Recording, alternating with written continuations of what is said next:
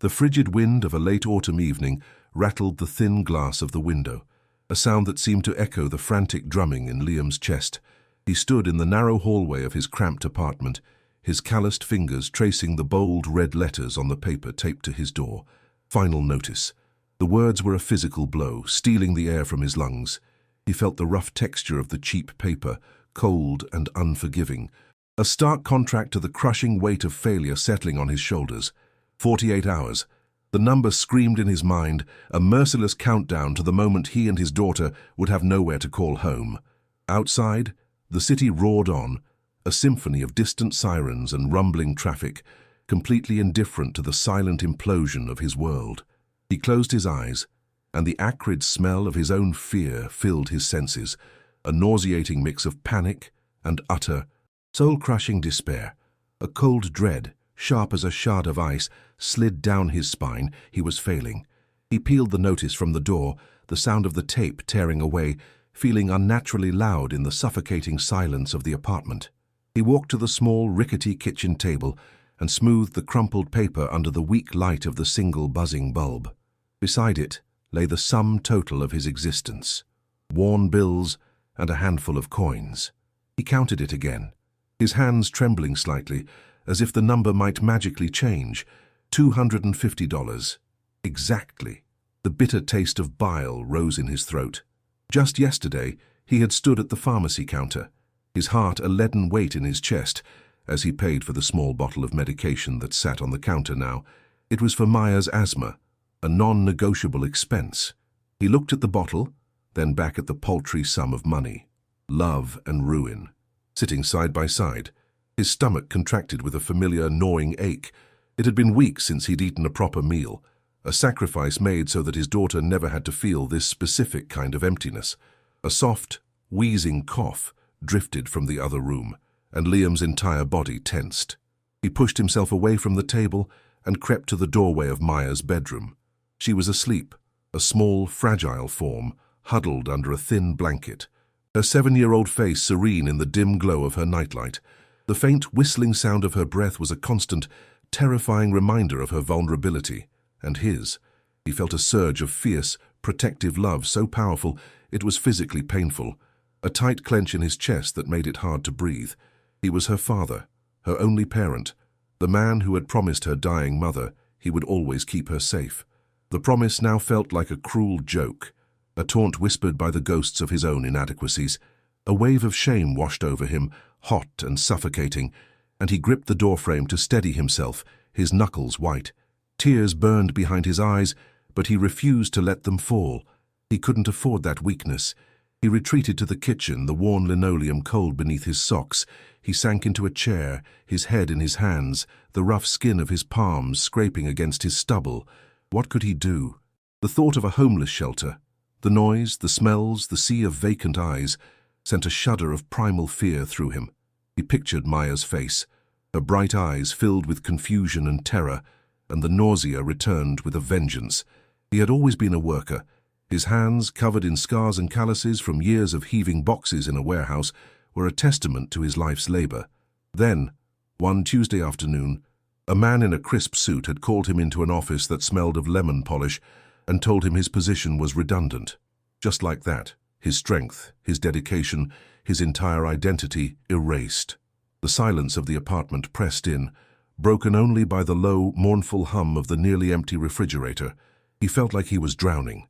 His gaze drifted to the corner of the room, landing on the battered laptop sitting on a small desk.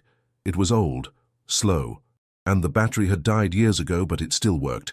A flicker of something, not hope, it was too weak to be called hope, stirred in the abyss of his despair. An idea, desperate and utterly insane, began to form. With nothing left to lose, what was one more gamble? He plugged it in and the screen blinked to life, its pale, ghostly light illuminating a face carved with exhaustion. His fingers hovered over the keyboard, the plastic cool beneath his fingertips. The cursor blinked in the search bar, a tiny rhythmic pulse in the vast darkness of his future. He didn't know what he was looking for, a miracle maybe, or just a way to survive the next 48 hours. He took a ragged breath and began to type, pouring the last dregs of his shattered will into the search for an escape. The frantic, rhythmic clicking of the old laptop's mouse became Liam's heartbeat, a desperate Morse code sent out into the digital ether. His eyes, burning from lack of sleep, scanned endless pages of dead-end job listings and rental ads that demanded deposits he couldn't imagine paying. Then, buried deep within the county's official website, he found it, a section for public auctions. His finger, hovering over the mouse, went still. The words seemed to hum with a strange energy, pulling him in. Properties sold for unpaid taxes. The phrase felt both sordid and full of potential. He clicked, his throat dry. A list of addresses appeared, and one caught his eye, not for what it was, but for where it wasn't. Far away from the city, in a remote, forgotten corner of the state, it was an escape, a chance. He stared at the listing, feeling the cold plastic of the laptop casing under his sweating palms. 1 acre of land with derelict house. The description read, "Sold as is, where is." The phrase was a clear warning, but to Liam, it sounded like a challenge. The opening bid was $100. A single grainy photo showed a tangle of overgrown trees and what looked like the edge of a stone chimney. It was a complete unknown, a total shot in the dark. His mind raced, a frantic calculation of risk versus a terrible certain alternative. $250, subtract the 100 for the bid, 100 for gas to get there, and 50 for food. It was insane. It was illogical. It was everything he had left. But the image of Maya's face in a crowded, sterile homeless shelter was a far more terrifying gamble. He felt a knot of pure, unadulterated fear in his gut. But he had to try. The auction was ending in 4 hours. The process was cold and impersonal, just a ticking clock on a sterile webpage. Liam entered his bid, $101. He felt a jolt, as if he'd touched a live wire. Then came the waiting, the longest minutes of his life stretched into an eternity. He couldn't sit still. He paced the tiny apartment, the floorboards groaning under his weight, the sound a mournful protest against his departure. He kept glancing at the screen, at the digital timer counting down the seconds of his old life. He felt the acidic churn of anxiety in his stomach. A notification popped up. "You are the current high bidder." Then the final countdown. 3, 2, 1. The word "sold" flashed in green. For a moment, he couldn't breathe. A wave of dizzying, light-headed relief washed over him, so potent it buckled his knees. He owned it. He owned land. The hours that followed were a blur of frantic activity, fueled by a surge of pure adrenaline. The silence of failure was replaced by the productive sounds of escape, the screech of packing tape being pulled from the roll, the hollow thud of their few possessions being stuffed into cardboard boxes, the zip of a duffel bag. It was the sound of a future, however uncertain. He worked through the night, a man possessed by a single and driving purpose, to get his daughter out. When Maya woke, rubbing the sleep from her eyes, he knelt before her, his face alight with a feverish grin. "We're going on an adventure," he said, his voice hoarse with emotion. "We have a new house, a real house, in the country with lots of trees." The sleepy, trusting smile she gave him was a fragile flame he cupped carefully in his hands. They left before dawn. The worn tires of his old sedan whispered on the asphalt as he navigated the empty city streets one last time. In the rearview mirror, the sprawling, indifferent glow of the metropolis shrank, a monster receding into the gloom. The air in the car was cold, smelling faintly of old coffee and the cheap air freshener hanging from the mirror. Liam drove with a rigid focus, his hands gripping the steering wheel so tightly his knuckles were white. Each mile marker that flashed past in the headlights was a small victory, a step away from the eviction notice and the crushing shame. Maya, nestled in a cocoon of blankets in the passenger seat, had fallen back asleep, her steady, wheezing breaths a quiet rhythm against the low groan of the car's engine. He was saving her. The thought was a powerful, intoxicating fuel. As the sun began to cast a pale, watery light across the horizon, the landscape transformed. The dense concrete and steel of the city gave way to the endless, flat expanse of the countryside. The world outside the car window was a monotonous blur of brown, dormant fields and skeletal trees. To save every drop of precious gasoline, Liam kept the heater off, and he could see his own breath misting in the frigid air. He sipped at the bitter, scalding coffee he'd bought at their last stop. the heat a welcome shock to his system. He allowed his mind to build the dream. He pictured a small, weathered but sturdy home. He imagined planting a garden, his hands in the soil. He heard the sound of Maya's laughter, free and unburdened, as she ran through a yard that was all theirs. This fantasy was a warm, protective shield against the cold reality of their situation. The smooth hum of the highway eventually gave way to the bumpy, jarring ride of a neglected state route. The change was abrupt. The asphalt was cracked and riddled with potholes that shook the old car violently, each jolt sending a spike of anxiety through Liam's chest. His phone, which had been his only guide, lost its signal, the map app freezing on a blank grey screen. He was forced to pull over and unfold a crinkling paper map, its lines and symbols suddenly feeling ancient and unreliable. The trees grew closer to the road now, their dense canopies blocking out the already weak morning light. A profound sense of isolation began to settle over him, the silence outside the car seeming to press in, heavy and watchful. The air, when he cracked the window, smelled of damp earth and decay. The fragile hope within him began to feel thin. Finally, he saw it. A narrow dirt track, almost completely swallowed by weeds, branching off into the woods. It matched the final turn on his map. He hesitated for a moment, his hand tightening on the gear shift, a knot of apprehension forming in his stomach. This couldn't be right. He took a deep breath and turned the wheel. The car's tires whined and spun in the mud before lurching forward. The track was rougher than he could have imagined. Low-hanging branches, like gnarled skeletal fingers, scraped and screeched against the windows, a horrifying sound that made Maya jump. The forest grew darker, more oppressive with every foot they traveled. This wasn't just rural. This was a place the world had left behind. "Daddy, are we almost there?" Maya asked, her small voice sounding unnaturally loud in the suffocating quiet. He saw the flicker of fear in her eyes, and his own dread intensified. The car rounded one last unsharp bend, and the dense woods suddenly opened into a small, weed-choked clearing. And he saw it. The breath caught in his throat. A painful, ragged gasp. The word derelict from the listing was a cruel understatement. The structure before them was not a house, it was a corpse.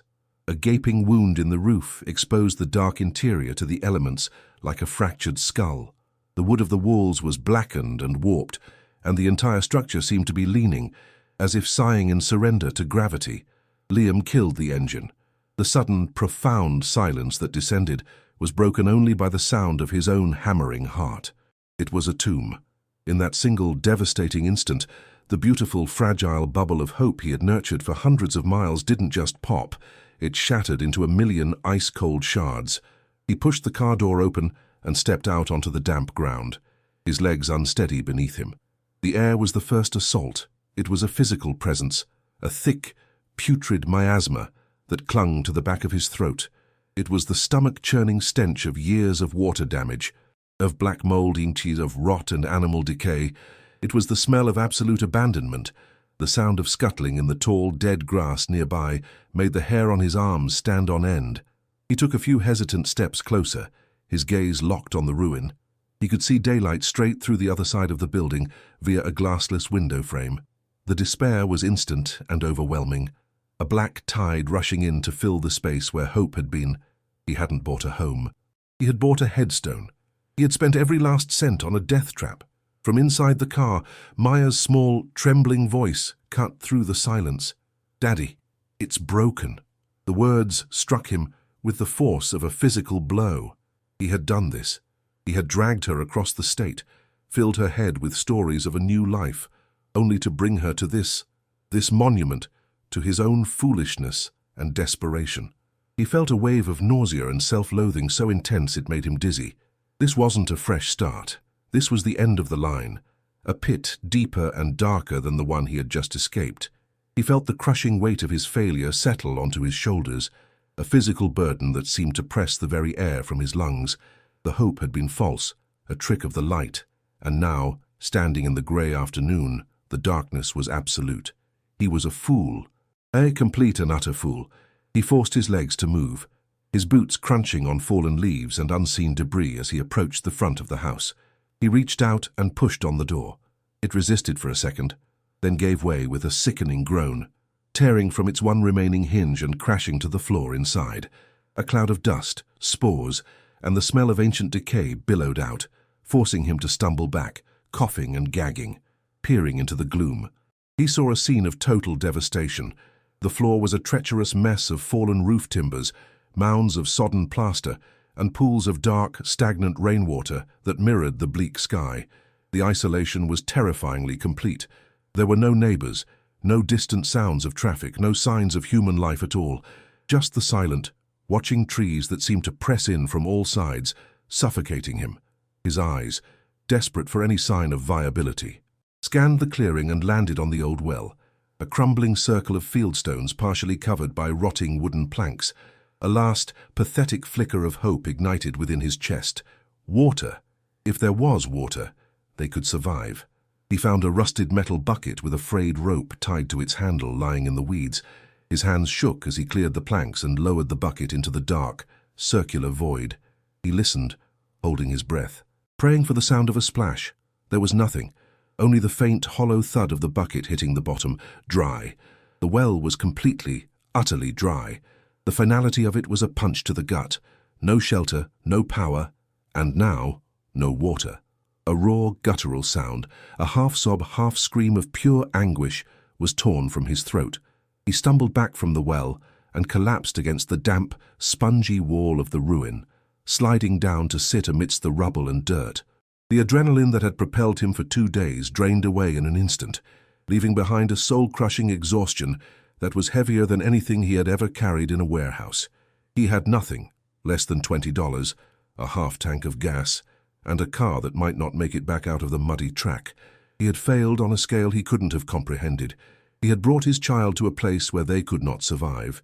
The shame was a physical pressure, squeezing his chest, making it impossible to breathe.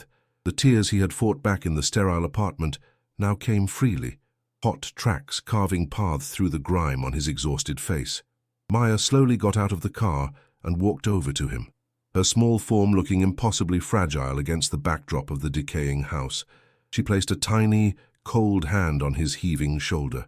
"It's okay, Daddy," she whispered, her voice trying so hard to be brave for him. "We can fix it."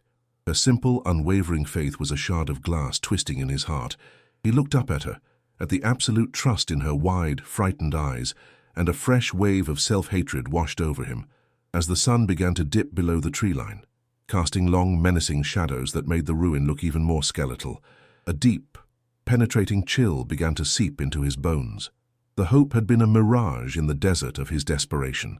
Now, the night was coming, and he was stranded at the bottom of the world with no way out. Days bled into a grey, monotonous cycle of punishing labor. Liam worked with the frantic energy of a man trying to outrun his own thoughts. Each morning, the frigid air was a physical slap, a reminder of their precarious existence. He focused his efforts on the small section of the house that seemed salvageable, the corner dominated by the colossal fieldstone chimney. His goal was simple, born of pure necessity: clear the rubble, patch the hole in the wall, and create a single, defensible room for him and Maya before deep winter set in. The sounds of his work were a grim soundtrack to their isolation. The grating scrape of his shovel, the heavy thud of timbers being heaved outside, and the constant, ragged sound of his own breathing, misting in the cold. His body ached with a profound, bone-deep weariness, every muscle screaming, but he couldn't stop. To stop was to let the overwhelming despair rush back in. So he worked, his hands raw, his stomach a hollow pit of hunger, until darkness forced him to huddle with Maya under blankets, listening to the wind howl through the skeleton of their home. This tireless motion was his only prayer. The chimney stood like an ancient monument, a silent, stony witness to the decay surrounding it.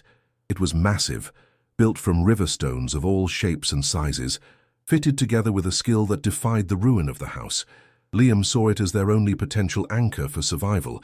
If he could clear the flue and find a way to install even a simple wood stove, they would have heat. Heat was life. He spent an entire day just clearing the base, his back protesting with sharp, stabbing pains as he wrestled with chunks of fallen plaster and charred wood. The air was thick with the dust of a century, a dry, choking powder that coated his tongue and made his eyes water. He felt the rough, varied textures of the stones under his raw fingertips, some smooth and rounded by ancient river currents, others sharp and jagged.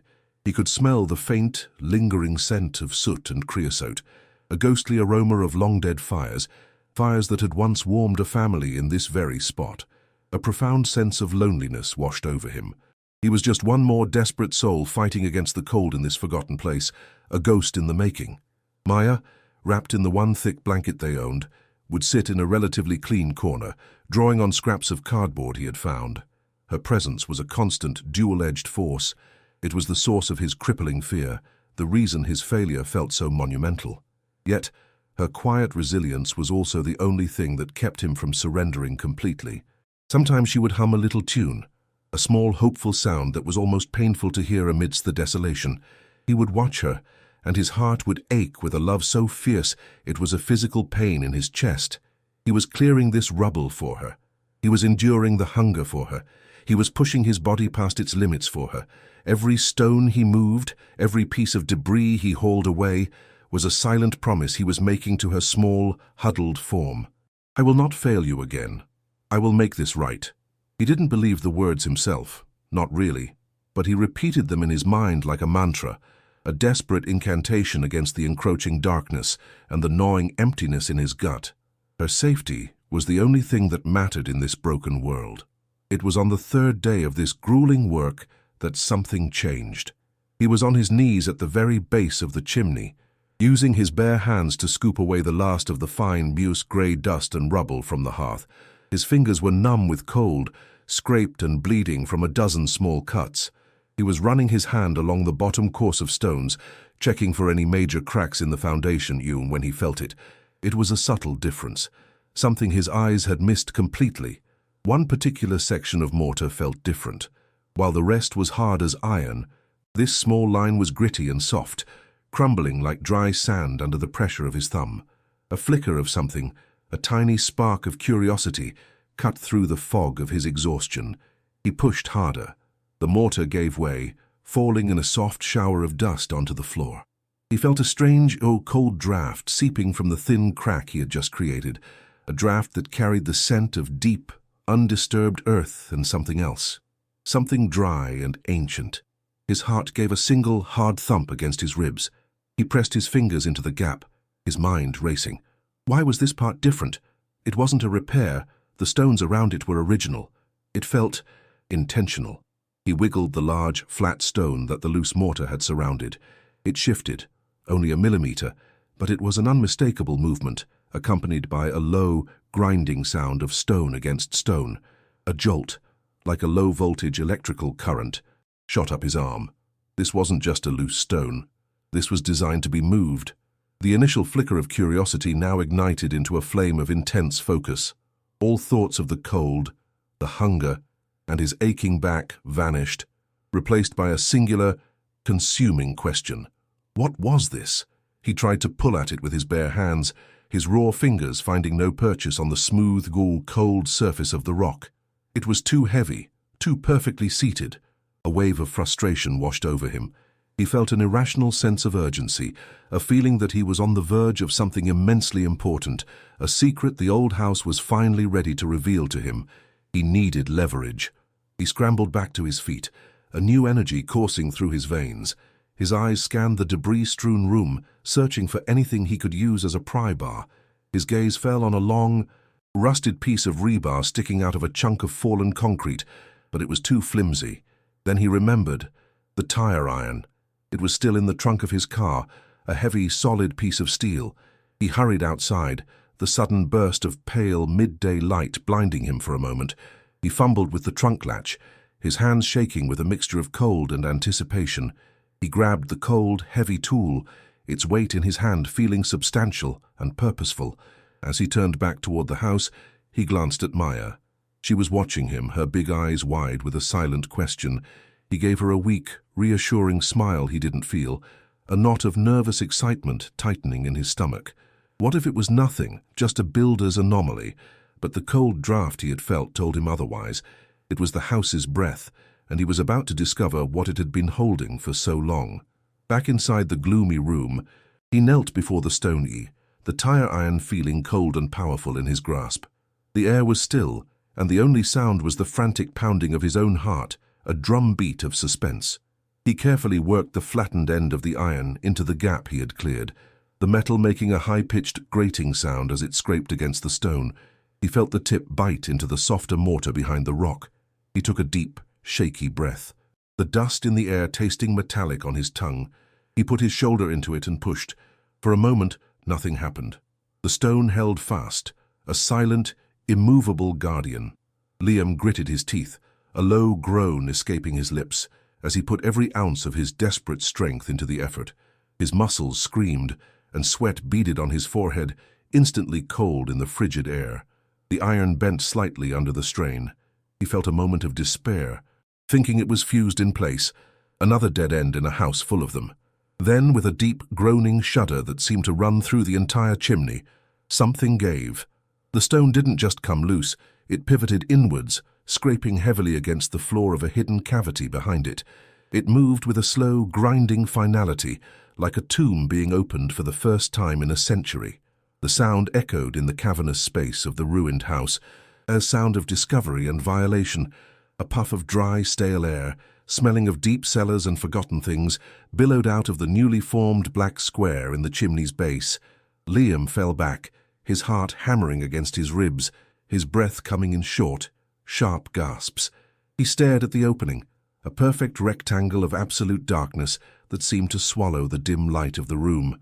A primal fear, the kind that whispers of buried things and dark places, sent a shiver racing down his spine. His first thought was of animals, a den for raccoons or something worse. He stayed motionless for a full minute, listening, his ears straining against the sudden silence. But there was no sound of movement, no hiss or growl. There was only the profound, deep stillness of a place that had been sealed away from the world. He had to know what was inside. The fear was real, a cold knot in his stomach.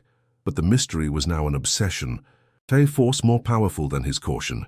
He crawled forward on his hands and knees, the dirt and grit pressing into his palms. He peered into the opening, but it was like staring into a pool of ink. The darkness was total. He needed light. He once again hurried back to the car, his mind buzzing with 1,000 wild possibilities. He grabbed the cheap, plastic flashlight from the glove compartment, praying the old batteries still had some life in them. He clicked the switch.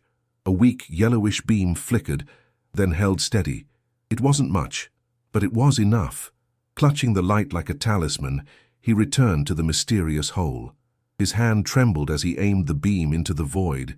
His breath hitched in his throat. This was no animal den. The space was small, square, and neatly lined with brick.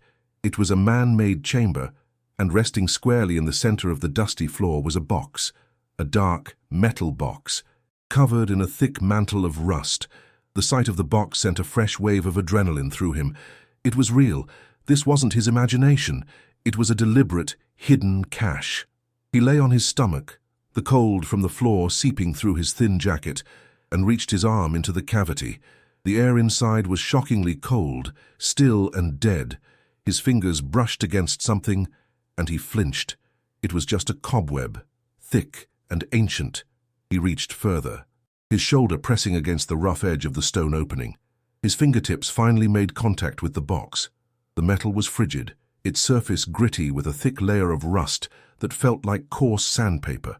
It was heavier than he expected. He tried to slide it toward him, but it barely budged. A fresh spike of anxiety hit him. What if it was bolted to the floor? He repositioned himself, getting a better grip, his fingers curling around the edge. He pulled, grunting with the effort, his muscles straining. The box scraped loudly against the brick floor, the sound unnaturally loud in the quiet room. It was moving. He could get it out. With one last, mighty heave, he dragged the box out of the dark chamber and into the dim light of the room. It landed on the floor with a heavy, metallic thud that seemed to shake the very ground beneath him. He sat back on his heels, breathing heavily, staring at his discovery. It was an old-fashioned lockbox, the kind he'd only seen in movies. It was about the size of a shoebox but made of thick, heavy-gauge steel. Layers of rust had formed a thick, orange-brown crust over its entire surface, obscuring whatever color it might have once been. A heavy hinged lock was fastened to the front, its mechanism completely seized with corrosion. There was no keyhole visible, only a solid mass of rust. For a moment, a crushing sense of anticlimax washed over him. He had found a box, but it was sealed shut. It could be empty. It could be full of rocks. It could be another cruel joke in a long line of them. But the weight of it, the sheer, dense weight he had felt when he pulled it, told him otherwise. Something of substance was inside. He could feel it. He had to open it. The need to know what was inside was a physical craving, more powerful than his hunger. He picked up the tire iron again. It felt different now. Not just a tool for demolition, but a key. He wedged the tip into the thin seam between the lid and the body of the box. He pushed, but the rusted metal held firm.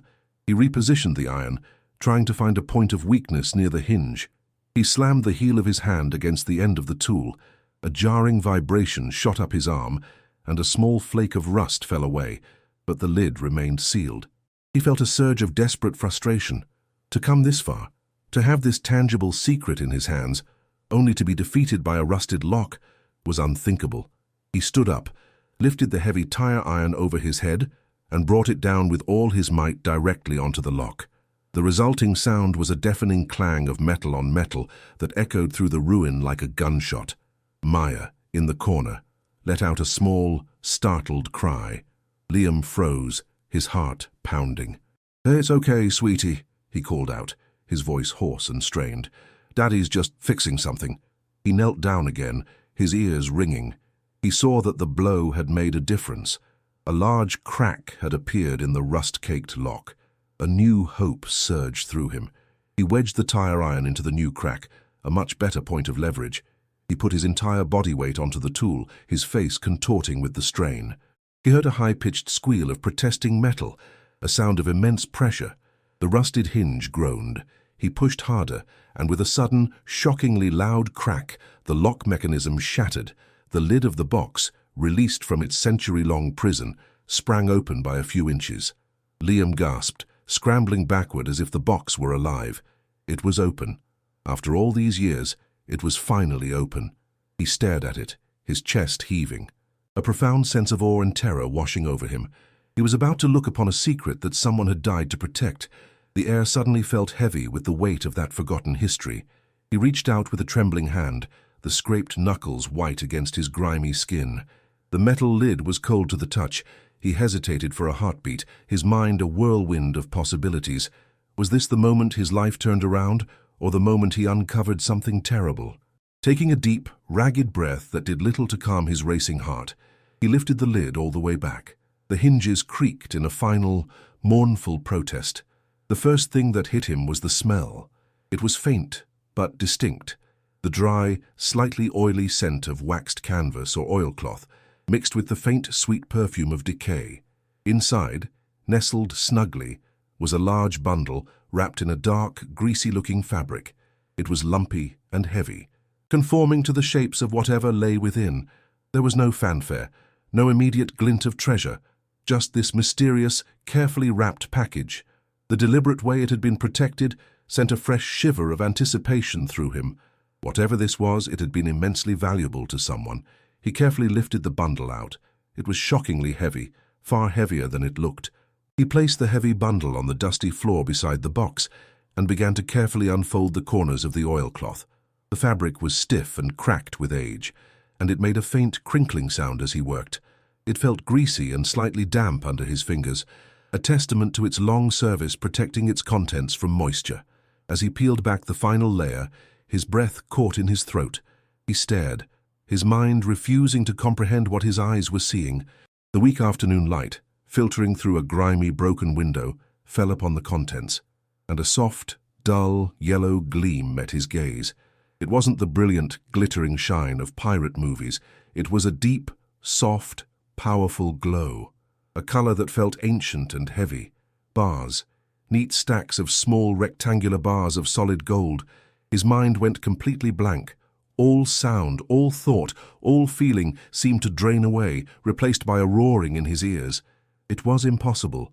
This kind of thing didn't happen. Not in the real world. Not to people like him. It was a dream. It had to be a dream. He reached out a trembling finger and touched the surface of one of the bars. It was cool and smooth, but with a surprising softness to the metal. It was real. The sensation was undeniable. He slowly, reverently, picked one up. The weight of it was staggering, a dense, physical shock that traveled up his arm. It was far heavier than any rock or piece of steel of a similar size. He turned it over and over in his palm, feeling the heft of it, the sheer, incredible reality of it. He saw a small, ornate stamp pressed into the surface, an eagle clutching a shield, with the faint, unreadable name of a bank circling it. He began to count, his voice a choked whisper. 1, 2, 3.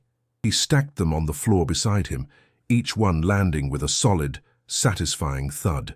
24. There were 24 bars. A wave of dizziness washed over him, and he had to place a hand on the floor to steady himself.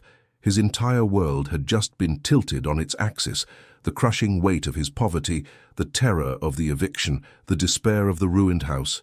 It all felt a million miles away, a bad dream from another life. The sheer value was incomprehensible. He had no idea what gold was worth, not really, but he knew this was life-changing. This wasn't just enough to get by, this was a fortune that had been sitting in the dark, just a few feet from where he and Maya had been shivering from the cold, for who knows how long. The irony was so bitter, it almost made him laugh. He felt a hysterical laugh bubble up in his throat, a wild, unhinged sound that was half sob, half gasp of disbelief. He quickly stifled it, glancing over at Maya. She was still in her corner, looking at him with worried eyes. Sensing the seismic shift in his demeanor, how could he possibly explain this to her? How could he explain it to himself? He felt a sudden, sharp stab of fear. This much wealth wasn't just a solution. It was a problem, a dangerous, heavy, golden problem. Who did it belong to? And who knew it was here? His gaze fell back into the now empty lockbox. There was something else at the bottom, something he had missed in his initial shock.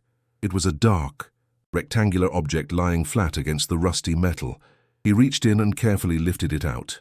It was a book, a small leather-bound journal, its cover warped and stiff with age.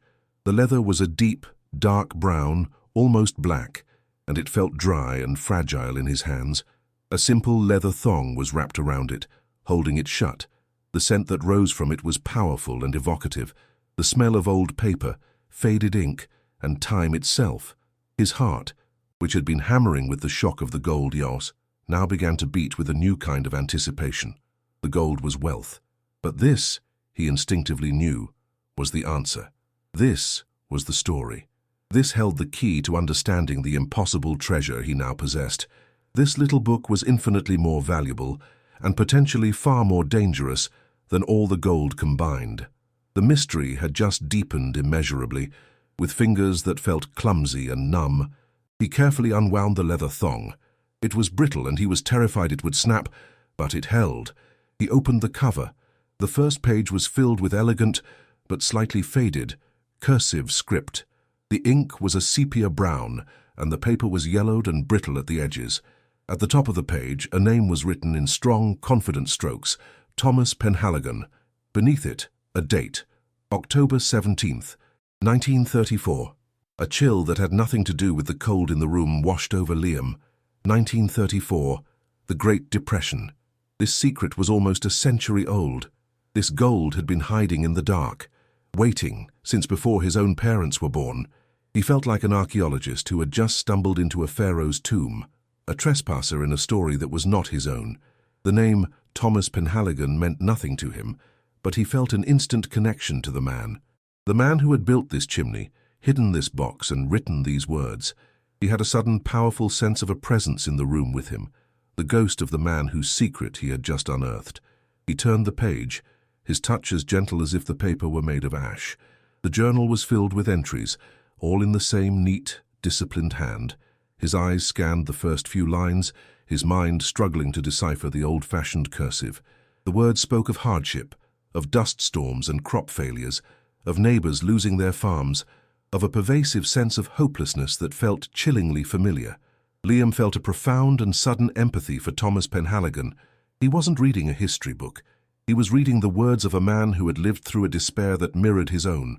The dates on the pages, the descriptions of the weather, the mention of local family names. It all painted a vivid picture of a life lived in this very spot, within these very walls, back when it was a home and not a ruin. This journal wasn't just a ledger or a record. It was a man's soul committed to paper. It was a testament, a final message left for someone to find. And after nearly 90 years of silence, that someone was him. He felt the immense weight of that responsibility settle upon his shoulders. A new loop of questions began to spin in his mind, each one more urgent than the last. Who was Thomas Penhaligon? Was he a criminal, a bank robber who had stashed his loot, or was he something else? Why hide the gold here?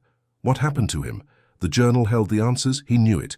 He had to read it, every single word. The gold, which just moments before had been the most important thing in the universe, now seemed like a secondary detail, a mere prop in the much larger drama that was beginning to unfold. The real treasure was this book. It was the key to a history that had been deliberately buried, a truth that had been sealed in stone and darkness. He felt a shift inside him. The desperate, cornered animal fighting for survival was gone, replaced by something else, a detective, a historian, the inheritor of a sacred trust. He felt a sense of purpose he hadn't felt in years, a clarity that cut through the fog of his personal misery. His problems hadn't vanished, but they had been dwarfed by a much older, more profound story he had just stumbled into. He carefully closed the journal and rewrapped the leather thong around it. He needed to protect it, to keep it safe. This was evidence of what he wasn't yet sure, but his gut told him it was vital. He then turned his attention back to the gold bars, now lying in a gleaming pile on the filthy floor. The initial euphoria was now tempered by a cold, sharp-edged fear. Possession of this was dangerous. If someone had hidden it, it was because someone else was looking for it. Had they stopped looking? Or had the search simply gone cold, waiting for a fool like him to stumble upon the prize and lead them to it? A sudden paranoia gripped him. He felt watched. He stood up and peered out of the broken window, scanning the silent, empty woods that surrounded them. The trees stood like silent sentinels, their branches like grasping fingers. The isolation that had once been a source of despair now felt like a terrifying vulnerability. There was no one to call, no one to help. He and Maya were utterly alone out here with a secret that could get them killed. He had to hide it, all of it. He couldn't leave a fortune in gold bars sitting on the floor. His eyes darted around the room, searching for a new hiding place. Not back in the chimney. That was the first place anyone who knew the secret would look. He needed somewhere else, somewhere clever. His mind, now sharp and focused, began to work. He carefully rewrapped the gold bars in the oilcloth, the crinkling sound seeming to echo his own jangled nerves. He placed the heavy bundle back inside the rusted lockbox. He then took the journal and tucked it safely inside his jacket, the book a solid, reassuring weight against his ribs. He felt its presence like a silent promise of answers. The lockbox was the immediate problem. He looked at the hole in the floor where a support beam had rotted away, creating a small, dark crawl space beneath the floorboards. It wasn't perfect, but it would have to do for now. He slid the heavy box into the dark space, then covered the opening with loose planks and debris, doing his best to make it look like part of the existing chaos. Finally, he turned his attention back to the chimney. The gaping black hole he had created was a dead giveaway. He had to seal it back up. He strained to pivot the heavy stone back into its place. It settled with a deep, grinding groan, fitting almost perfectly back into its frame. It wasn't perfect. A close inspection would reveal the tampering, but in the dim, dusty light of the ruin, it might pass. He gathered some of the loose mortar dust he had scraped away earlier and used it, mixed with dirt and a little water, to crudely patch the seams. It was a clumsy job, but it was better than nothing. He stood back, his heart still pounding, and surveyed his work. To a casual observer, the chimney looked as it had just an hour before, an ancient, solid column of stone. But Liam knew the truth. He knew what lay hidden in the crawl space and what lay hidden in the pages of the journal pressed against his chest. The entire house felt different now. It was no longer just a ruin. It was a treasure chest, a crime scene, and a tomb all at once, and he was its new, terrified guardian. As the last of the weak afternoon light began to fade, a profound change settled over Liam. The crushing despair that had defined his existence since arriving had been burned away, replaced by a complex cocktail of fear, awe, and a burning, desperate curiosity. He was no longer just a victim of circumstance, a failed father stranded in a ruin. He was a player in a game he didn't understand, holding pieces that could change everything. The survival problem hadn't gone away. They were still cold, hungry, and in a house with no water, but it was now overshadowed by a far greater and more dangerous puzzle. He looked over at Maya, who had finally drifted to sleep in her nest of blankets, oblivious to the monumental secret that now saturated the very air of their broken shelter. He felt a renewed surge of fierce protectiveness. The gold wasn't for him, it was for her. It was her future, her safety, and the journal was justice for Thomas Penhaligon. He knew, with a certainty that settled deep in his bones, that he couldn't just take the gold and run. He had to understand the story. He had to see it through to the end. That night, the wind howled like a grieving animal, tearing at the patched-up holes in the walls. Liam sat on the cold floor, his back against the chimney, with a sleeping Maya curled in his lap. The weak, flickering beam of his flashlight was trained on the fragile, yellowed pages of Thomas Penhaligon's journal. The only other sounds were the crinkle of the brittle paper as he turned a page and the soft, wheezing whistle of his daughter's breath. He felt a profound sense of trespassing, of eavesdropping on a conversation a century old. The ink on the page smelled faintly of dust and forgotten grief. He read, his heart a cold, heavy stone in his chest, as the elegant script began to weave a story not of theft, but of desperate, collective hope. The words painted a grim picture of 1934, a time of dust and destitution, when honest men were losing everything they had ever worked for. He felt a lump form in his throat, a shared pain that transcended time, recognizing the same quiet desperation he had felt in his own cramped apartment. The journal described a secret alliance, a dozen farming families, their names carefully listed: Vance, Abernathy, Miller, each a neighbor pushed to the brink. They were being systematically squeezed by a series of predatory loans and fraudulent foreclosure notices, all originating from a single, powerful source: a banker in the county seat, a man whose name was whispered with a mixture of fear and hatred. Liam felt his knuckles turn white as he gripped the flashlight. The gold was not the loot of a heist. It was their last stand. It was the collective life savings of an entire community, converted into gold bars and entrusted to one man, Thomas Penhaligon, to hide until they could afford a lawyer from the city, someone to fight for them. He felt a wave of awe at their bravery, their trust in one another in the face of absolute ruin. The weight of the gold, hidden beneath the floorboards, suddenly felt heavier, imbued not just with monetary value, but with the weight of shattered lives and a final, desperate gamble for justice. He read on, his breath held tight in his chest. The plan was simple and brave. Thomas, a stonemason by trade and the most trusted man among them, would hide the gold within his own masterpiece, the great chimney he was so proud of. The journal entry for the night he sealed the chamber was filled with a sense of grim duty. "I have entombed their hope in stone," he wrote, his handwriting betraying a slight tremor. "May God grant me the strength to be its worthy guardian until the dawn comes." Liam felt a chill crawl up his spine. It was a beautiful, heartbreaking sentence, a prayer whispered into the darkness, but the dawn never came for them. The next entry was dated a week later, and the tone was frantic, panicked. The banker had gotten wind of their plan. Men had been seen watching his property from the tree line. The sense of creeping dread in the century-old words was palpable, making the hair on Liam's arms stand on end. He felt as if the ghosts of those watchers were outside the ruin right now, their eyes fixed upon him. The final entry was short, jagged, and horrifyingly abrupt. The ink was smeared in places, as if written in extreme haste or fear. "He is here. Alistair Caldwell himself. Not his dogs, the man himself. He knows. God help us, he knows." The name hung in the air, a curse spoken into the dusty silence of the room. Alistair Caldwell, the banker, the architect of their ruin. The entry ended there. The rest of the page, and every page that followed, was blank.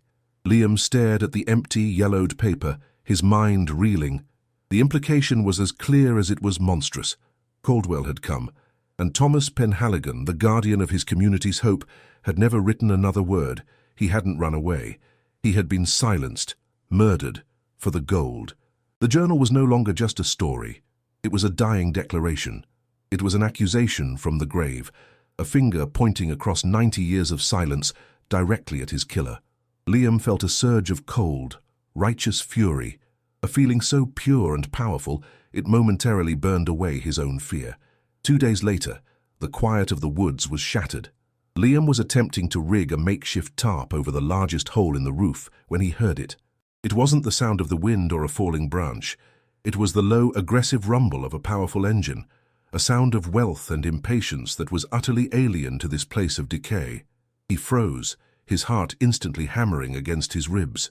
The sound grew closer, the crunch of expensive tires on the muddy, unkempt track. A cold dread washed over him. He instinctively scrambled down the rickety ladder, his mind racing. He hurried to Maya, who was playing near the chimney. "Stay inside, sweetie. Don't make a sound," he whispered, his voice tight with urgency. He felt a primal terror, the fear of a cornered animal protecting its young. He peered through a crack in the warped wallboards, his throat dry. A sleek black luxury sedan, gleaming as if it had just rolled off the showroom floor, emerged from the trees and parked in the clearing. It was so clean, so opulent. It looked like a spaceship landed in a junkyard. The driver's door opened with a quiet, expensive-sounding click. A man stepped out, his movements smooth and deliberate. He was in his late 60s, tall and lean, dressed in an impeccably tailored tweed jacket, pressed trousers, and polished leather boots that seemed to sneer at the mud they were about to touch. His silver hair was perfectly coiffed, and his face was a mask of pleasant, patrician charm. But his eyes, even from a distance, were cold and sharp, like chips of grey flint. They swept across the ruin, the broken-down car, the entire pathetic scene, with a look of dismissive appraisal. He smelled of money and power, a scent as palpable as the cheap cologne he was likely wearing. Liam felt a surge of instant, visceral dislike. This was a wolf, and he had just stepped into Liam's broken-down sheepfold. The man's gaze finally settled on the house, and he began to walk towards it, his smile looking utterly, terrifyingly out of place. Liam's heart was a frantic drum against his ribs. There was nowhere to run, nowhere to hide. He had to face this. Taking a deep breath to steady his nerves, he stepped out of the doorway, deliberately positioning himself between the approaching stranger and the entrance where Maya was hidden. He forced his body to look calm, his hands unclenched at his sides, trying to project an air of ownership he didn't feel. The man stopped a few feet away, his smile widening. "Good afternoon," he said, his voice a smooth, cultured baritone. "Quite the fixer-upper you've got here. I'm Warren Caldwell. My family has owned land in this region for generations. I was just passing by and was surprised to see someone had taken up residence in the old Penhaligon place." The name hit Liam like a physical blow. Caldwell, the name from the journal, Alistair Caldwell's grandson. The blood in Liam's veins turned to ice. This wasn't a random visit. He knew. "Liam," he managed to say, his voice sounding rougher than he intended. "My daughter and I just moved in." He felt the leather-bound journal pressed against his ribs inside his jacket, a silent, heavy witness to the conversation. Caldwell's eyes flickered with something, a predatory gleam that was gone as quickly as it appeared. He exuded a false sympathy that was more chilling than open hostility. "A brave man, moving your family into a place like this. It's been abandoned for the better part of a century, terribly isolated, not safe at all." He let the words hang in the air, each one a carefully placed stone in a wall of intimidation he was building around Liam. He was mapping the terrain, assessing Liam's weaknesses, his vulnerabilities. Liam could feel the man's mind at work, cold and calculating, and a wave of nausea rolled in his stomach. He was completely out of his depth, a minnow facing a shark in its own hunting grounds. He had to be careful. Every word was a potential misstep. Warren Caldwell took a slow, deliberate look around the clearing, his gaze lingering on the dilapidated car and the meager pile of their belongings. His smile was still fixed in place, a perfect, polished mask. "Look, I'll be direct," he said, changing his tone to one of magnanimous charity. "My company has been consolidating some of these old, forgotten parcels. It's more of a historical preservation project, really. This place, it's a liability. It's not fit for human habitation. I'm prepared to make you a charitable offer to help you and your little girl get somewhere safe." He paused, letting the feigned generosity sink in. Liam's stomach churned. He knew what was coming. This was the moment. The opening move in a game that had started 90 years ago. The air grew thick with unspoken history, with the ghosts of Thomas Penhaligon and the families who had lost everything. He could feel their eyes on him, waiting to see what he would do. Caldwell reached into his jacket and produced a slim, elegant checkbook and a fountain pen. The gesture was theatrical, designed to overwhelm and impress. "I'll give you $5,000, he said, his voice smooth as silk. "Cashier's check, right here, right now, for the deed. That's more than fair for a worthless piece of land and a pile of rotten wood. It's enough to get you a fresh start, a proper apartment back in the city, some security for your daughter. $5,000. A week ago, that sum would have been a miracle, a divine intervention that would have made Liam weep with gratitude. He would have snatched it from Caldwell's hand without a second thought. But now, knowing what was hidden beneath the floorboards, knowing the story of blood and betrayal written in the journal, the offer was a profound, disgusting insult. It was a pittance offered for a king's ransom, a final act of contempt from a dynasty of thieves. Liam met Caldwell's cold, expectant gaze. He felt the fear, a trembling deep in his bones, but he also felt the righteous anger of Thomas Penhaligon. He felt the weight of that sacred trust. He couldn't sell. Not for 5,000, not for 5 million. Selling this land would be spitting on the graves of the men and women who had died fighting for it. "No," Liam said. The word came out quiet, but it was as solid and unmovable as the stone of the chimney behind him. "The land's not for sale." He saw the flicker of surprise in Caldwell's eyes, quickly replaced by a flash of raw, unrestrained fury. It was a momentary crack in the mask, a glimpse of the monster lurking just beneath the surface. He had expected a desperate, broken man who would leap at the offer. He had not expected resistance. Liam braced himself, his body tensing for the inevitable shift in tactics. The pretense was over. The pleasantries were finished. Now, the real Warren Caldwell would emerge.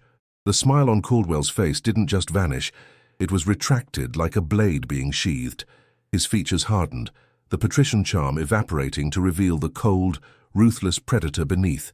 His voice, when he spoke again, had lost all its warmth. It was flat, hard, and laced with menace. "I think you misunderstand me," he said slowly, enunciating each word with chilling precision. "That wasn't a negotiation. That was a one-time offer of goodwill. You're a squatter on a piece of land that has been in the orbit of my family's interests for a very, very long time. You don't belong here." He took a single, deliberate step closer, invading Liam's personal space. The scent of his expensive cologne was suddenly cloying, suffocating. Liam stood his ground, but he could feel the adrenaline surging, his fight-or-flight response screaming at him. His hand instinctively went to his jacket, feeling the reassuring shape of the journal. Caldwell's flinty eyes dropped from Liam's face and swept over the dilapidated house with theatrical contempt. "This place is a death trap," he hissed, his voice a low growl. "Rotten timbers, a collapsing roof, a dry well. Fires start so easily in older dry wood like this." He paused, letting the implication land with the force of a physical blow. Then, his gaze sharpened, locking onto Liam's with a terrifying intensity. It would be a terrible tragedy if something were to happen, an accident, especially with a child on the property. The threat, no longer veiled, hung in the cold air between them, shimmering and ugly. He was threatening Maya. The realization hit Liam with a blinding flash of pure, unadulterated rage. The fear was still there, but it was now eclipsed by a ferocious, protective fury that burned white-hot in his chest. He wanted to launch himself at Caldwell, to feel the man's bones break under his fists. It took every ounce of his self-control to remain still. Warren Caldwell seemed to sense the shift in Liam, the surge of fury, and he gave a small, cruel smile. He had delivered his message. He had planted the seed of terror. "I'll be back in 1 week," he said, his voice returning to its cold, business-like tone. "I expect you to have the signed deed ready for me. I strongly suggest you reconsider my charitable offer. It's the best one you're going to get." He turned his back on Liam, a gesture of ultimate dismissal, and walked smoothly back to his gleaming black car. He didn't look back. He didn't need to. The doors closed with a soft, solid thud, sealing him in his world of clean, orderly power. The engine purred to life, and the car executed a flawless three-point turn before disappearing back down the muddy track, leaving only tire tracks and a profound, lingering silence heavy with menace. The contrast between the violent threat and the quiet, orderly departure was deeply unsettling. Liam stood frozen for a long time after the sound of the engine had faded, his body trembling with a mixture of rage and terror. The air felt thick, poisoned by Caldwell's presence. He had 1 week before the monster returned to claim what he believed was his by right of conquest. He stumbled back inside the ruin, his legs unsteady. Maya looked up at him, her eyes wide and questioning. "Who was that man, Daddy?" she asked, her small voice cutting through the ringing in his ears. He knelt and pulled her into a fierce, desperate hug, burying his face in her hair, breathing in her scent. The journal in his jacket felt like a block of ice against his ribs. He had found a fortune that could give his daughter the world, but he had also found a truth that could get them both killed.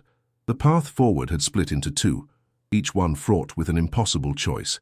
And this is where Liam's story hangs on the edge of a knife. He holds the wealth to vanish, to give Maya the life he's always dreamed for her, a life of safety and comfort, far from this place of ghosts and threats. But he also holds the key to 90 years of injustice, the last will and testament of an honest man murdered for his integrity. Running means letting a powerful, evil man win, letting the crime of Alistair Caldwell and the sins of his grandson go unpunished forever. Staying means stepping into a war he is completely unequipped to fight, against a man who has already threatened his child's life. What would you do if you were in Liam's place? Would you take the gold and run, securing your daughter's future but allowing a great evil to endure? Or would you risk everything you've just found to fight for a justice that is nearly a century overdue? The threat hung in the air, a toxic vapor left behind by Warren Caldwell. Liam's mind replayed the words on a loop, each repetition a fresh stab of ice in his gut. An accident, especially with a child on the property. The polite, cultured veneer had been stripped away, revealing the rot beneath. Panic, cold and sharp, coiled in his stomach, a serpent of pure terror. He felt a wave of nausea so strong he had to brace himself against the cold stones of the chimney. He looked at Maya, her innocent face a stark contrast to the ugliness that had just invaded their world. A ferocious, primal anger warred with his fear. He wanted to fight, to protect his daughter, to make Caldwell pay. But how? He was a ghost, a man with nothing against a dynasty built on murder and intimidation. The power imbalance was absolute, a chasm he could never hope to cross alone. The weight of his helplessness was a physical pressure, crushing the air from his lungs and leaving him gasping in the silent, dusty ruin of his false hope and shattered dreams. This was a nightmare from which he could not wake. His first instinct was to run, to grab the gold, the journal, and Maya, and to drive until the car ran out of gas, then keep going, disappear. The thought was a sweet, tempting poison.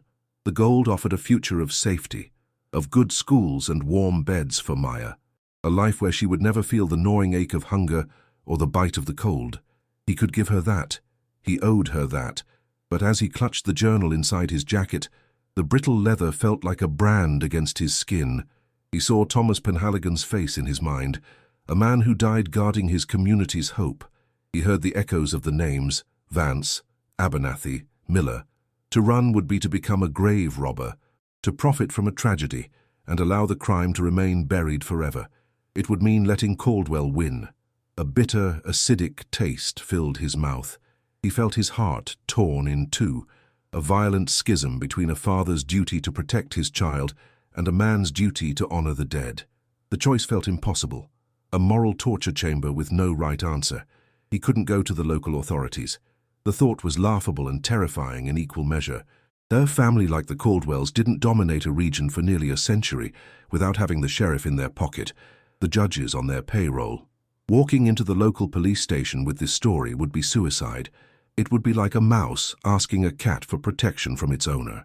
They would confiscate the journal, seize the gold as evidence, and he and Maya would simply disappear. An accident. The word echoed again in the cavern of his skull. No, he was completely, utterly on his own. The isolation he had once cursed now seemed like his only shield. He was off the grid, a ghost, but a ghost couldn't fight a king. A ghost needed an ally, someone outside of Caldwell's web of influence. His mind, frantic and desperate, scoured the desolate landscape of his memory for any sign of life, any possible connection. And then he remembered. A tiny detail he had barely registered days ago, a fragile thread of possibility. It was a wisp of smoke. 2 days ago, just before Caldwell's arrival, he had been on the precarious roof of the ruin, and his gaze had drifted to the distant hills, miles away, barely visible against the grey sky. He had seen it.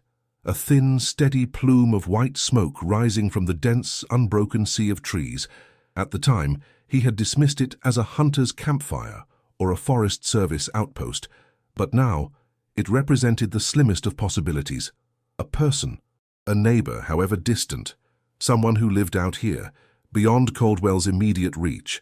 It was a desperate, insane long shot. The person could be hostile, a recluse who would greet him with a shotgun, or worse, they could be another one of Caldwell's people. But staying here, waiting for Caldwell's return, was a guaranteed death sentence. He had to take the chance. He felt a tiny, fragile spark of a plan begin to form amidst the roaring fire of his panic. He would go, and he would go now. The clock was ticking, each second a grain of sand slipping through his fingers toward his doom. The thought of leaving Maya alone, even for an hour, sent a fresh wave of terror through him. But taking her with him, thrashing through miles of dense, unfamiliar woods, was even more dangerous. He knelt before her, forcing his face into a mask of calm reassurance that felt like a grotesque lie. "Daddy has to go find some firewood." Far away, he said, his voice miraculously steady. "I need you to play a game, the quiet game. You hide right here in our blanket fort, and you don't come out or make a sound for anyone but me. Can you do that? It's a very important game." Her small face was serious, her eyes wide, but she nodded bravely. He felt his heart crack. He tucked the blanket tightly around her, hidden in the most secure corner of the room. He left her with a piece of an apple and the last of their water. He placed the heavy lockbox of gold deep within the chimney cavity and sealed the stone. The journal, however, he kept pressed against his heart. It was his only credential, his only key to finding help. He moved through the woods with a hunter's silence, every snapped twig sounding like a gunshot to his own ears. The air grew colder as he gained elevation, and the scent of pine and damp earth was thick in his throat. He felt exposed, his back crawling with the sensation of being watched by unseen eyes. Was this a fool's errand? Was he just walking into another trap? Doubt, cold and sharp, gnawed at him. His breath plumed in front of him, a ghostly signal of his presence. He pushed through a thicket of tangled briars, the thorns tearing at his jacket, and then he saw it. The smell hit him first, the rich, comforting aroma of burning oak and fresh coffee. It was a scent of civilization, of life. Through a clearing, he saw the cabin. It was small, built of dark, weathered logs, with a stone chimney that puffed a steady stream of white smoke into the grey sky. It wasn't a ruin, it was a home. A wave of relief so profound it almost buckled his knees washed over him. Hope, fragile and tentative, fluttered in his chest. He approached the cabin slowly, his boots crunching softly on a carpet of pine needles. The clearing was neat, with firewood stacked precisely against one wall and a small, well-tended garden plot, now dormant for the winter. This was a place of order and care. An old man was sitting in a rocking chair on the porch, a steaming mug cradled in his hands. He was thin, with a face as weathered and creased as a dried apple, but his eyes, when they lifted to meet Liam's, were startlingly sharp and clear. He wore a simple flannel shirt and worn denim trousers, his hands gnarled with age and arthritis, but still possessing a look of quiet strength. He watched Liam's approach without a word, his expression unreadable, a mixture of caution and curiosity. The old man's silence was not threatening, but it was absolute, a wall that Liam would have to find a way to breach. Liam felt his own heartbeat, a frantic, desperate drumming against the profound stillness of the woods around this small sanctuary of a home. Liam stopped at the foot of the porch steps, feeling like an intruder. He raised a hand in a gesture he hoped looked non-threatening. "Sorry to bother you," he began, his voice hoarse. "My name's Liam. My daughter and I. We've taken up residence in the old house a few miles from here, the Penhaligon place." He said the name deliberately, a key he was inserting into a lock he didn't understand. The reaction was instantaneous and profound.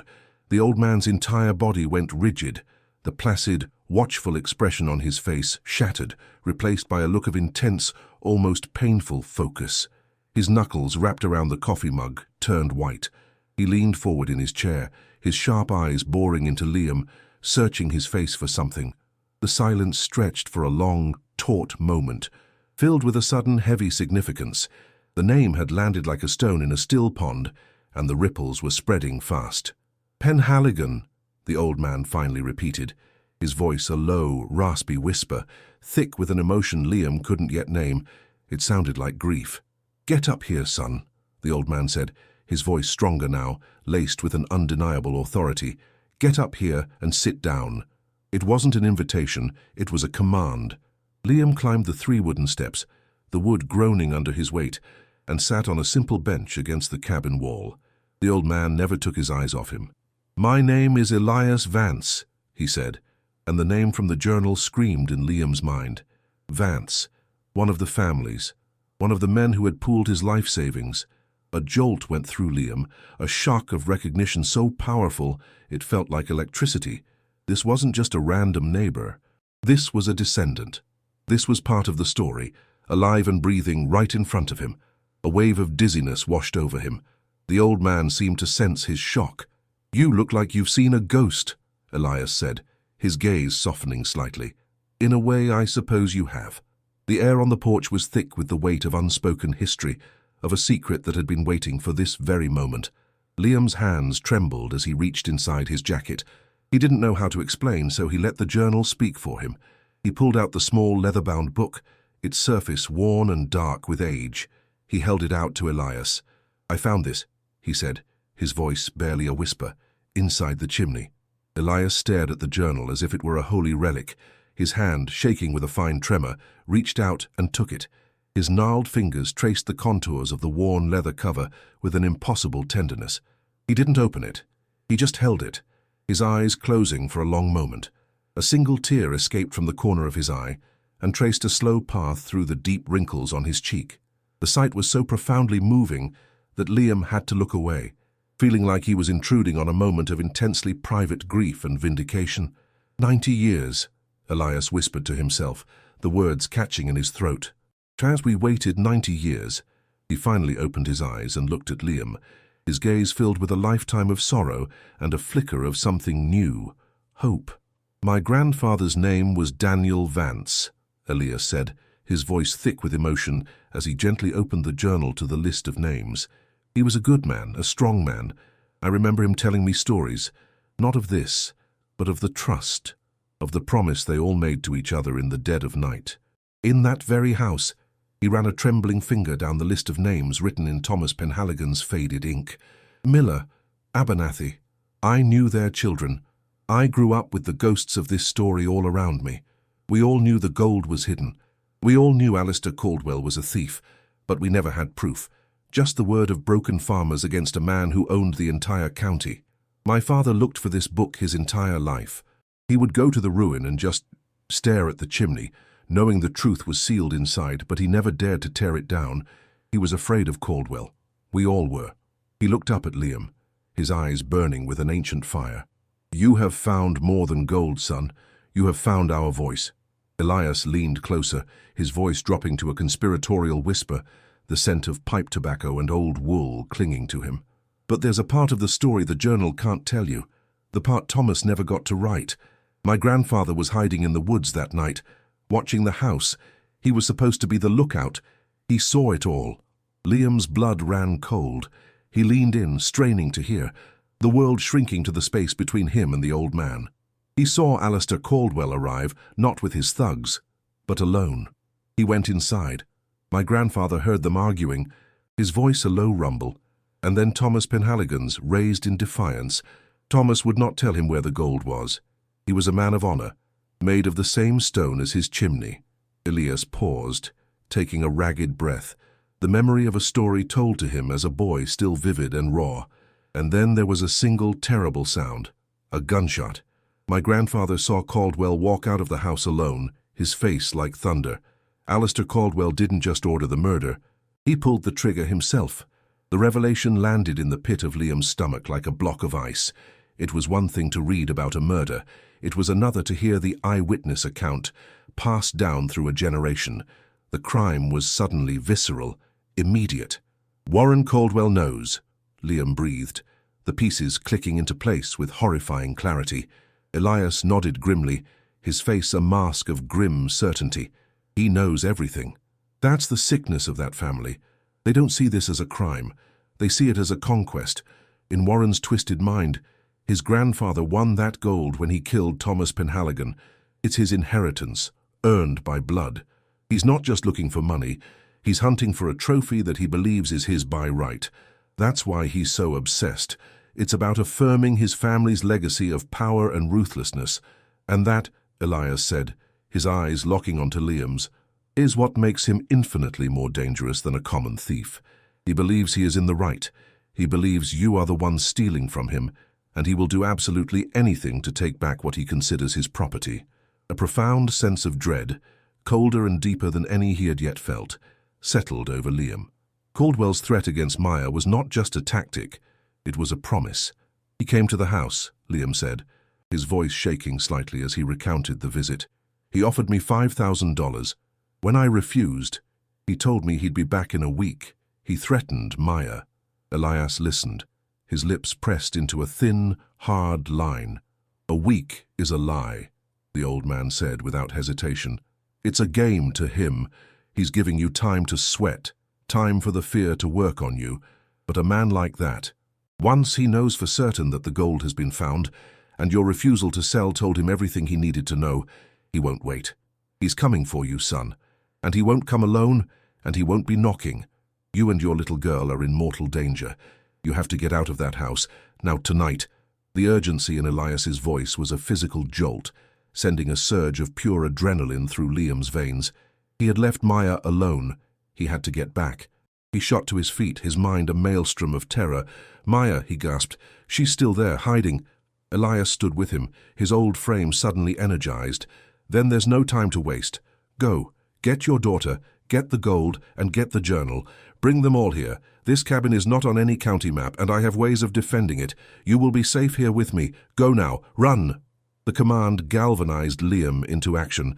He leaped off the porch and plunged back into the woods, his heart hammering against his ribs with a new, informed terror. He was no longer just running from a vague threat. He was running from a murderer's legacy, from a man who saw killing as a legitimate tool of acquisition. The sounds of the forest, which had seemed menacing on his way here, were now just obstacles. He crashed through underbrush, his lungs burning, his mind fixed on a single, horrifying image. Maya, alone in the dark, with monsters closing in. The love for his daughter was a fire in his chest, propelling him forward, faster than he thought possible. He was halfway back, the familiar shape of the ridge that overlooked the ruin just coming into view, when he heard it. It wasn't the opulent purr of Caldwell's sedan. It was a different sound, a low, guttural rumble, the sound of a heavy-duty pickup truck, its engine straining as it navigated the rough, muddy track leading to his clearing. A cold, metallic fear flooded his veins, so potent it made him stumble. He wasn't waiting a week. Elias was right. Caldwell was making his move tonight. Liam dropped into a crouch behind a massive oak tree, his breath held tight in his chest, his ears straining. The truck's engine cut out, and the sudden silence was even more terrifying. It was followed by the slamming of two heavy truck doors and the low murmur of men's voices. He was too late. They were already there. His stomach twisted into a painful knot of pure, unadulterated fear. He had led them right to her. His foolish hope for an ally had signed his daughter's death warrant. The self-loathing was so intense it almost paralyzed him. He forced himself to move, creeping forward with a stealth born of absolute desperation. He stayed low, using the trees and deep shadows as cover, his every sense screaming. The woods opened up, and he could see the clearing. A battered, mud-splattered pickup truck was parked near his own sedan, and standing beside it were two men. They were large, rough-looking figures, their shapes silhouetted against the pale moonlight. They were not dressed like Caldwell. They wore dirty jeans and heavy work jackets. They were the tools, not the architect. One of them lit a cigarette. the flare of the match briefly illuminating a hard, pitiless face. Then Liam saw what the other man was carrying, and the air froze in his lungs. 2 large red plastic cans, gasoline cans. The stench of petrol, faint but unmistakable, drifted on the cold night air. A sickening perfume of destruction. The men weren't there to talk. They weren't there to negotiate. They were there to erase the problem, to burn the house to the ground, with all the evidence and anyone inside turned to ash. A white-hot terror, unlike anything he had ever known, seized him. Maya was in there, hiding in her blanket fort, just as he had told her, playing the quiet game. His blood ran cold at the thought. He had to get to her. He had to get her out before they set the fire. He abandoned his hiding spot and began to circle the clearing, staying deep in the tree line, his heart a frantic, wild bird beating against the cage of his ribs. He needed to get to the back of the house without being seen. He could hear the men's boots crunching on the debris as they approached the front of the ruin. He heard the unscrewing of a cap, and then a terrible, liquid sloshing sound. They were pouring the gasoline. The sound was a countdown to hell. He felt a sob of pure panic rise in his throat, and he choked it back down. The effort a physical pain. He couldn't make a sound. He had to get to the one window at the back, the one opening that offered a chance of escape. His only chance. He reached the rear of the house, his back pressing against the cold, rotten wood. He could feel the vibrations through the wall as the men moved around the front. He peered around the corner and saw one of the men splashing gasoline all along the base of the front porch, the liquid gleaming darkly in the moonlight. Time had run out. He scrambled to the one remaining window, a dark, gaping rectangle in the back wall, its glass shattered long ago. He pressed his face to the opening. "Maya," he whispered, his voice a raw, desperate rasp. "Maya, it's Daddy. I'm here." He heard a small, frightened whimper from the corner where he had left her. She was awake. She was terrified. "Come to the window, sweetie. Come to Daddy. We have to go now." He heard her scuttling across the floor. Her small, pale face appeared in the opening, her eyes wide with terror. "There are monsters," she whispered, her voice trembling. "I hear them." "I know," Liam choked out. "I'm going to get you out." He used his shoulder to smash the rotten wooden frame of the window, the cracking wood sounding like a thunderclap to his terrified ears. He cleared the opening, ignoring the splinters that dug into his hands and arms. He reached in, his hands finding her small, trembling body. "I'm going to lift you out," he said, trying to keep his voice calm. "Don't be scared." As he was pulling her through the opening, a memory, sharp as a needle, pierced through his panic. The gold, the journal, he couldn't leave them. He gently set Maya on the ground behind him. "Stay right here, don't move," he commanded, before diving headfirst through the window back into the dark, suffocating room. His hands scrabbled in the darkness, finding the crawl space. He pulled out the heavy lockbox, its weight a terrible, necessary burden. He ensured the journal was still buttoned securely inside his coat. He was about to climb back out when he heard it, a low, guttural whoosh from the front of the house, a sound of ignition. An instantaneous, brilliant orange light flooded the ruin, casting dancing, demonic shadows on the walls. The crackle of fire eating into ancient, gasoline-soaked timber was suddenly a deafening roar. Thick, black smoke, smelling of burning chemicals and old wood, billowed into the room, instantly choking him. The heat was a physical blow, searing his skin. He scrambled back to the window, shoving the heavy box through the opening first. It landed with a heavy thud on the soft ground outside. He pulled himself through, coughing and gagging, his lungs on fire. He grabbed Maya's hand and the handle of the box. "Run!" he screamed, his voice raw. They plunged into the darkness of the woods, just as the entire front of the house was engulfed in a column of roaring flame. The inferno lit up the clearing, turning night into a hellish day. The fires roared, chasing them as they made a desperate, frantic run for the sanctuary of Elias's cabin. The ghosts of the past now very, very real. The woods became a nightmare of grasping branches and treacherous roots, lit by the horrifying, flickering glow of their burning home. Liam half dragged, half carried Maya, his other hand clenched around the handle of the lockbox, its impossible weight threatening to tear his arm from its socket.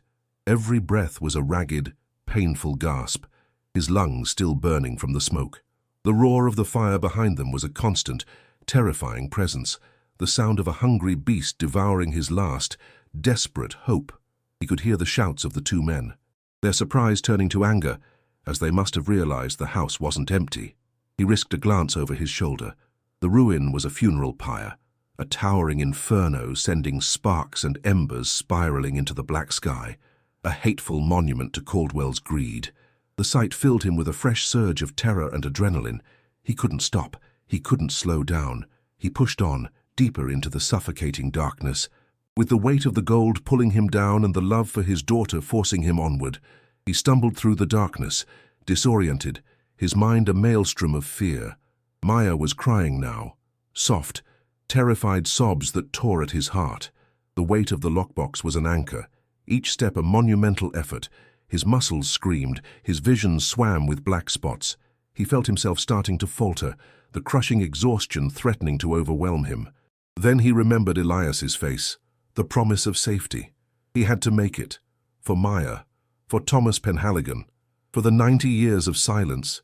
He found a new reserve of strength, born of pure, desperate will. He pictured the trail to the cabin in his mind, focusing on it, letting it become his only reality. The smell of smoke was everywhere, clinging to his clothes, his hair, his skin. He felt like he had been dragged through hell itself.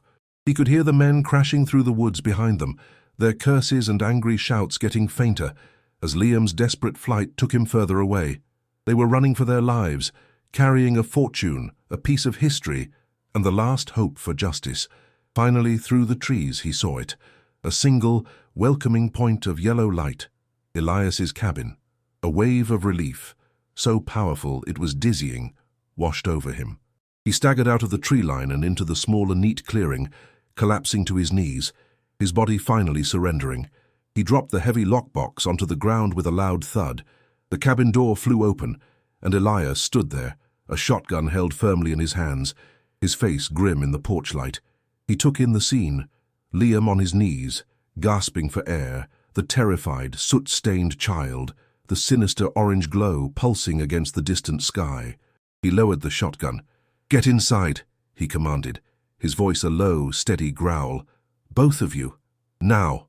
Liam, with the last of his strength, picked up his daughter and stumbled up the steps, carrying her into the warmth and safety of the cabin. He had made it. They were alive. The door slammed shut behind them, a solid, definitive sound that shut out the night, the fire, and the monsters in the woods. Inside, the warmth of the cabin was a shocking contrast to the frigid terror of the forest. The air smelled of coffee and safety. Liam gently set Maya down on a soft rag rug in front of a small, crackling fireplace. She immediately curled into a tight ball, her small body trembling uncontrollably. Elias was already moving with a calm, purposeful energy that belied his age. He bolted the heavy wooden door, then barred it with a thick iron beam. He checked the shutters on the windows, ensuring each one was secure. The small cabin was transformed into a fortress. "They won't come here," he said, his voice firm and reassuring. "They're arsonists, not trackers. They'll assume you were caught in the fire or fled to the main road.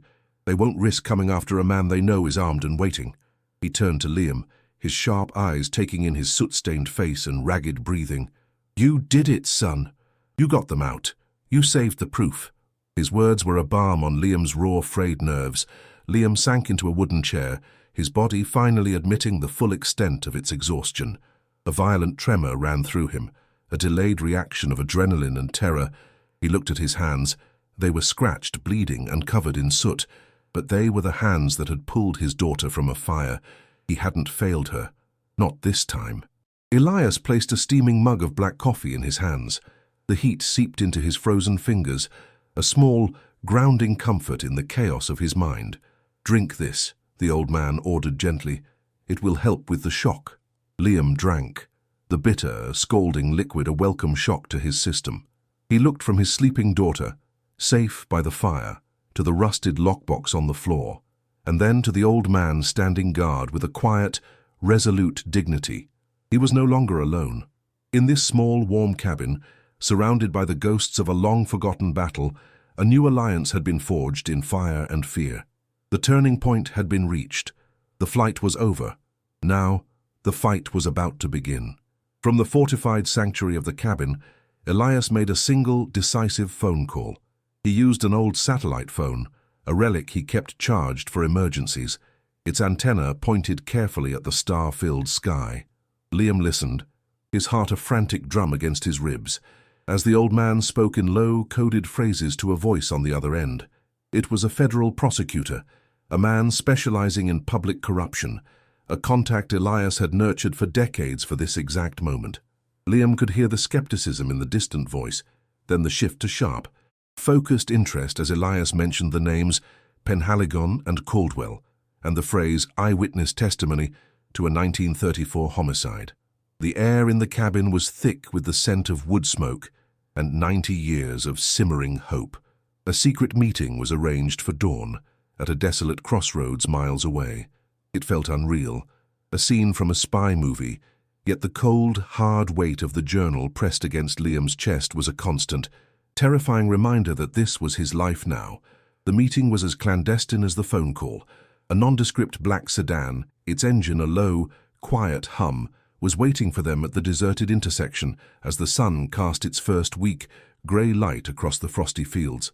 A man in a severe dark suit stepped out. This was Assistant U.S. Attorney Mark O'Connell, a man with tired eyes that had seen the very worst of human nature but held a flicker of unyielding resolve. He greeted Elias with a curt, respectful nod, his gaze then shifting to Liam, a sharp, appraising look that took in his soot-stained clothes and the raw exhaustion etched onto his face. Liam felt a tremor of fear, the primal instinct of the powerless in the presence of authority, but Elias placed a steadying hand on his shoulder, a silent transfer of strength and courage. The air was frigid and their breath plumed in front of them, each exhale a visible testament to the tension of the moment.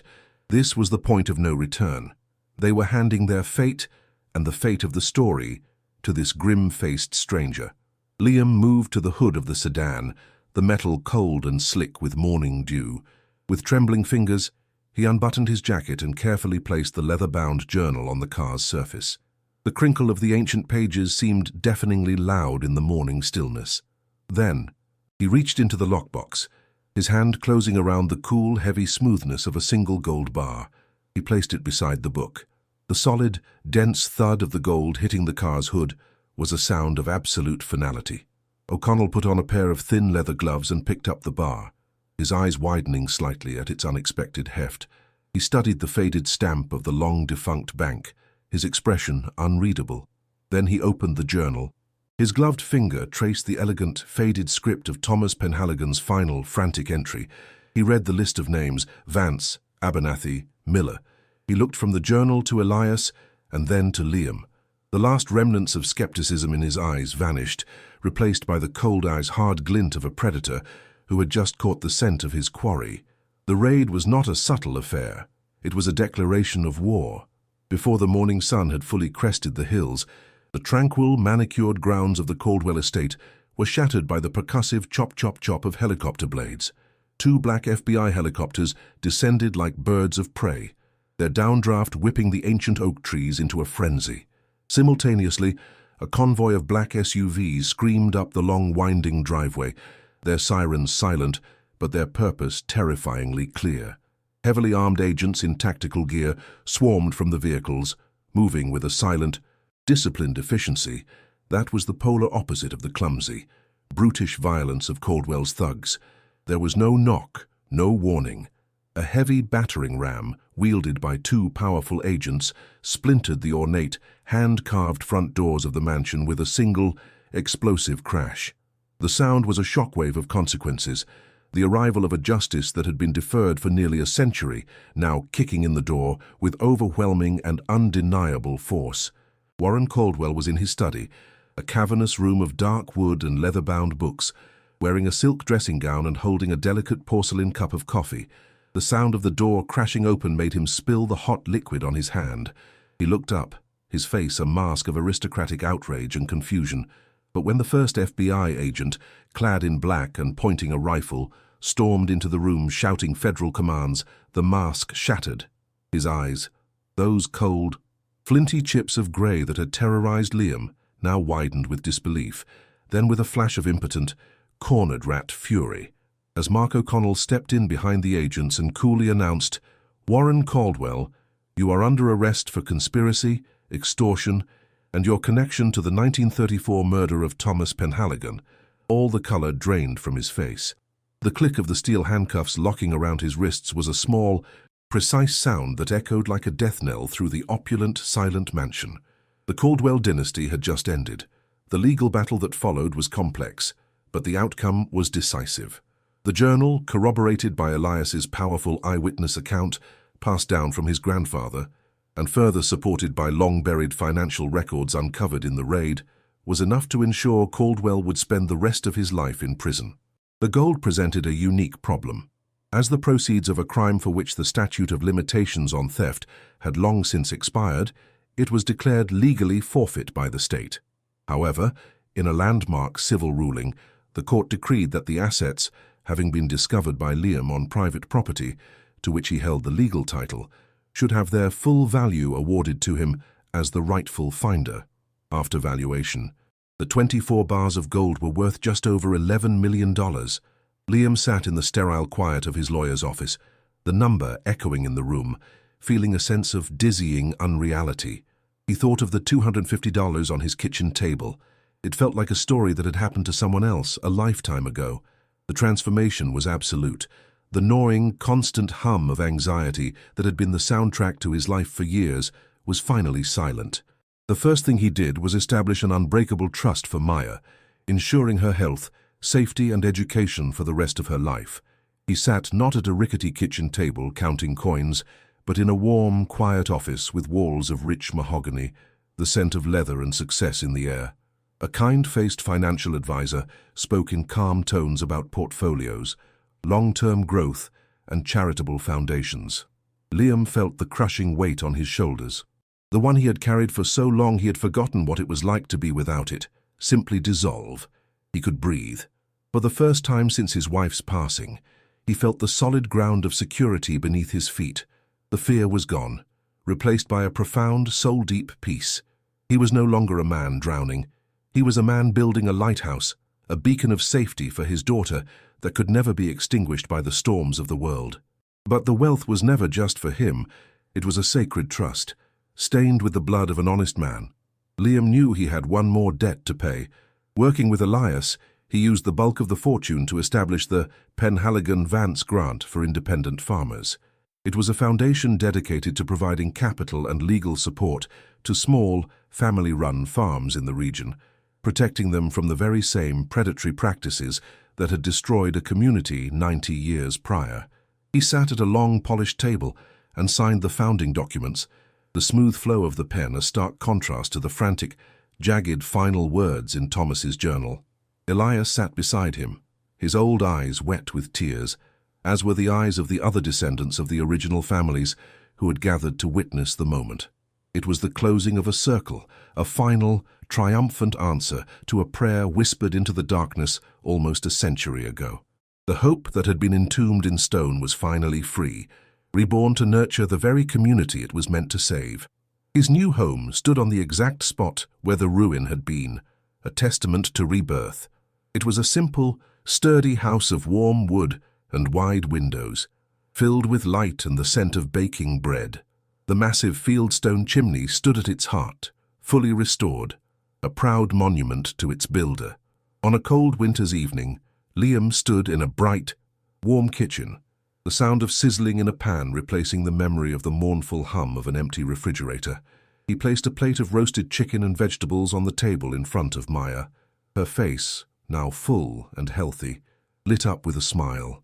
The faint, wheezing whistle of her breath was gone, replaced by the sound of her easy, unrestrained laughter as she told him about her day at her new school. He watched her, his heart swelling with a love so pure and profound, it was a quiet, inconstant ache of gratitude. This was the true treasure, not the gold, but this moment, this safety, this sound. This was the redemption he hadn't even known he was searching for.